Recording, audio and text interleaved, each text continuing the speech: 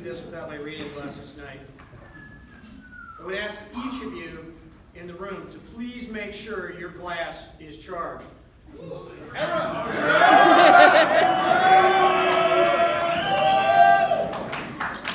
haven't had a chance to have a drink of this Jack Daniels yet, and I'm very much looking forward to it.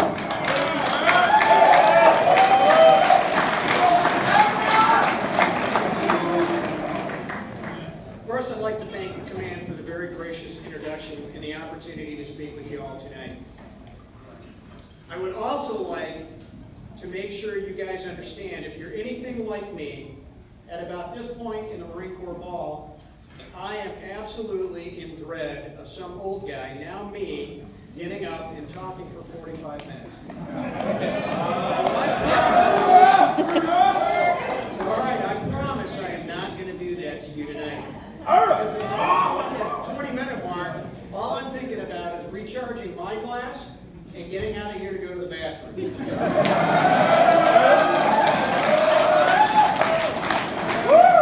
I'm also not going to reread you my resume. Thank you, Staff Sergeant, very much for that. It's in the brochure. You can read it all. You're here tonight to drink together, to celebrate with your girlfriends, your wives, husbands, your boyfriends, and each other about what it means to be a Marine. The Marine Corps is without question the greatest fighting force in the world, and it has been for 243 years. Since 1775, our nation has called on us over and over and over again. We never say no. We never say we need more time. We never say we can't get there. The only thing we ever say is we need more goddamn ammo.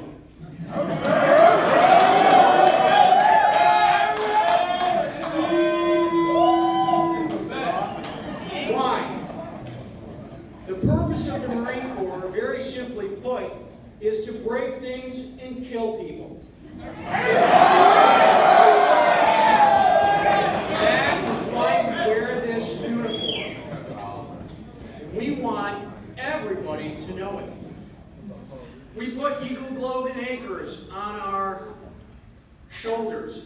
We tattoo the names and the dog tags of our fallen brothers on our arms. We fly flags at our homes. We wear sweatshirts, t-shirts, you name it, anything with the Marine Corps emblem on it, and we seek each other out everywhere we go. We give our wives, sometimes we even tattoo our wives. We give our wives t-shirts, grandparents, sons, daughters, friends, all so that they can say, I know a Marine. But what is it that makes us so unique? What I believe, after some very, very hard lessons, that makes us different than everybody else out there, is at the heart of it, every single Marine in this room is a rifleman. First and foremost, we have that drilled into us from the very first experience in the Marine Corps. But do all of us actually live the ethos of every Marine a rifleman? I can tell you I didn't for a very long time. I'm speaking to every person in this room, whether it's Lance Corporal Jordan Postma, Chief Warrant Officer Allen from Chicago, or Lieutenant Colonel Coleman from Gilbert, Arizona. Every single Marine in here is a rifleman first. For this is a cautionary tale. I grew up in the Marine Corps as a Harrier pilot. I had a fantastic experience during my first 11 years of active duty. A hard day in the fleet for me was to take off out of Yuma or Cherry Point with a load of bombs, drop my load on a target, flip the jet upside down, and look down and say, man, it looks hot down there. That sucks. As I was on my way back to base, to jump out to head to the O Club, grab a beer, and tuck myself in to a warm bed. One of my roommates on my first cruise was a Naval Academy graduate, and he used to beat me every day about why I didn't care about amphibious warfare school, about why I didn't care about the structure of an infantry battalion, or how the MLG was structured, or how to call for fire. And my answer was always, I am a high-tech weapons systems operator. That's what they pay me to do. That, every Marine or rifleman, is for somebody else. Spent my first 11 years flying on active duty, and then decided it was time to hang up my spurs. I got out of the Marine Corps and went to work for Northwest Airlines, flying the DC-9. Every Marine or rifleman was in the rearview mirror. I didn't even bother to join a Marine Corps Reserve unit. I was in the IRR. The Marine Corps was in the rearview mirror for me when the world changed for every single person in this room. On September 11th, I was flying and enjoying a good life. And I found out shortly after September 11th that I was going to lose my job as an airline pilot. Now, for those of you out there who don't have any other skills besides being an airline pilot, the only thing that you can do is run home to mom, which is why I ran straight back to the Marine Corps. I joined MWSS 471-B at Selfridge, spent a year or two with them deploying, and then in Easter morning, 2004, I got a call that would change my life. On Easter morning, my commanding officer called to say, hey, Gramps, I have some good news and I have some bad news. The good news is you're deploying to Iraq with 2nd Battalion, 24th Marines as a forward air controller. The good news is you've got 3 weeks until you leave. I was stunned, to say the very least. I checked into the battalion on June 1st.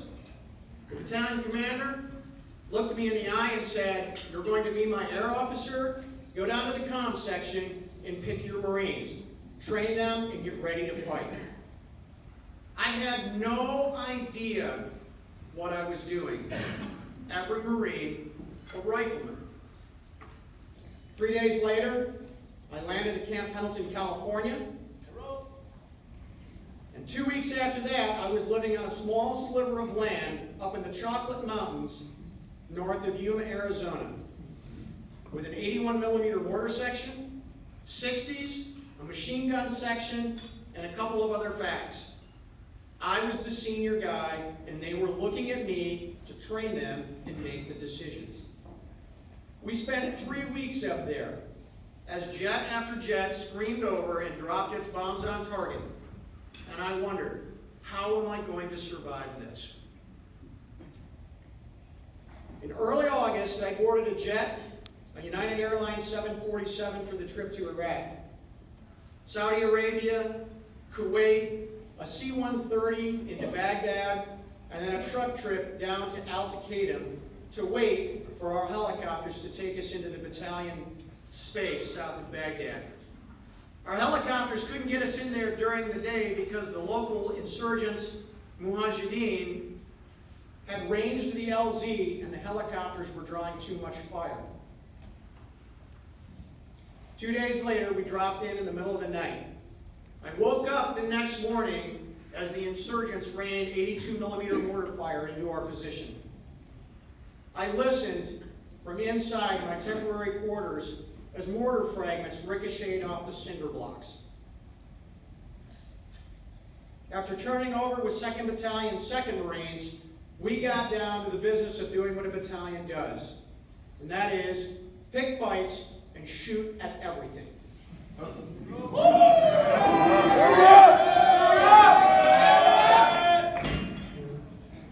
Friday the 12th of November, 2004 is a night that changed my life permanently. And I fully understood the finality of every Marine or rifleman. I was assigned as the convoy commander for a night movement of MTVRs and Humvees, taking Marines down to a bridge that had been blown the previous day by a suicide bomber. We were going to have Marines from 1st Battalion, 4th Marines with us. They were new in theater and had yet to cut their teeth in combat. For any of you who have ever driven at night on NVGs, it's a very, very tricky business. If you've ever stared somebody with regular headlights in the face, you know that you're driving blind. As we moved through Mahmudiya, the tail-end Humvee with Marines from 1st Battalion, 4th Marines were blinded by an oncoming vehicle and lost control. The first call I got was 5 minutes later to say, "Sir, I think we're missing a Humvee." We stopped, set security, and began to lay out wire. Almost immediately, there was an enormous explosion, and the sky was lit up by sparks. 4 of my vehicles then departed the convoy in a very chaotic environment to drive back to see if they could find our missing Humvee. About that time, a Cobra gunship and a Huey checked on station and said, "Gramps, I think we found your Humvee. It's blown in half. And your vehicles are now trading heavy fire with insurgents in a mosque." I ordered a danger close fire mission, one of the scariest things I've ever done, because I could see my helicopters and I knew where my Marines were, but unleashing 20mm fire and 7.62 minigun fire into a position with Marines within 100 yards is a very, very dangerous game. And I worried that I was going to kill my own Marines with our own fire. About that time, I turned around and I looked down an alley as a vehicle came out of the alley and turned towards us. I raised my rifle as he sped towards us and opened fire. The Marines to either side of me weren't sure what to do, as tracer fire ricocheted off the ground, the buildings, and the car. The car then darted into an alleyway and beat a hasty retreat. We packed everybody back into the convoy and moved back to where my vehicles were and where the Humvee was, upside down and blown in half. The Marines, 5 of them, nowhere to be found.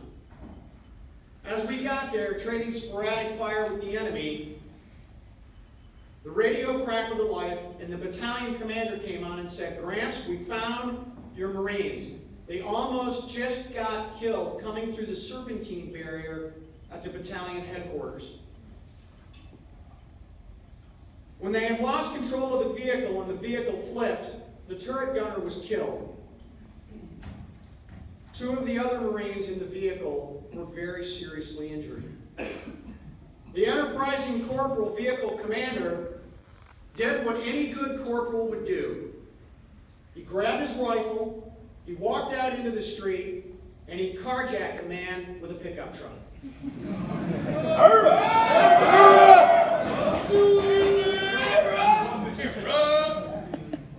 He and the other Marine loaded the dead Marine onto the back of the truck and then hoisted the 2 wounded Marines onto the back. The last thing he did before departing the Humvee was to throw a thermite grenade into the trunk where the engineering demolition kit was. That was the explosion that blew the Humvee in half. That night is without question the longest night of my life. And it's the night that I truly realized what makes us unique and why we do the things that we do as Marines. We really are the greatest fighting force in the world because at the heart of it, we are riflemen first.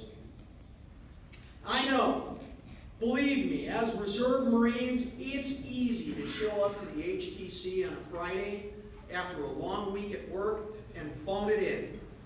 Punch the clock, get through the training, and then start thinking about what I've got to do at home before I go back to work on Monday morning. We get caught up in the required training and the minutia all the time, and drill weekend seems to slip away. Don't do what I did. Don't blow it off. Don't phone it in. Rededicate yourself tonight to the idea that someday it will be you in combat. Because I guarantee, looking around this room, some of you will. If you don't think it's going to be you, you're wrong.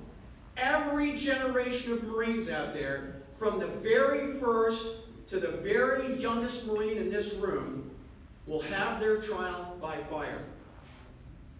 I charge each and every one of you wearing the Marine Corps uniform here tonight, whether it's tonight, whether it's on your way home tomorrow, or the next time you come to the drill center, ask yourself, am I a rifleman? Am I capable of picking up a rifle and leading Marines in combat?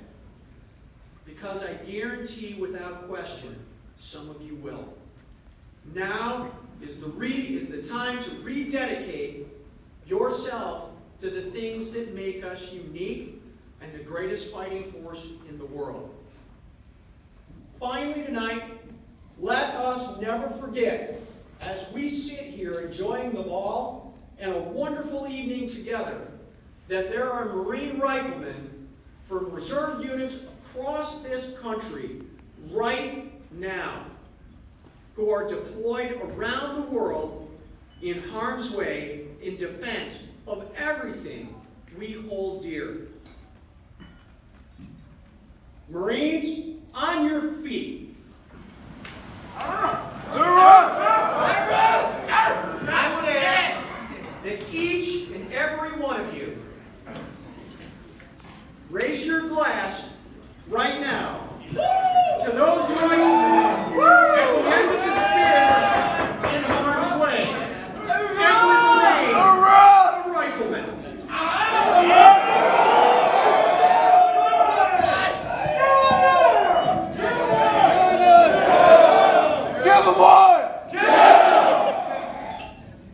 Thank you again for the privilege of talking with you tonight. And I look forward to having a drink with each of you after dinner. God bless the United States of America, the Marine Corps, and Semper Fidelis.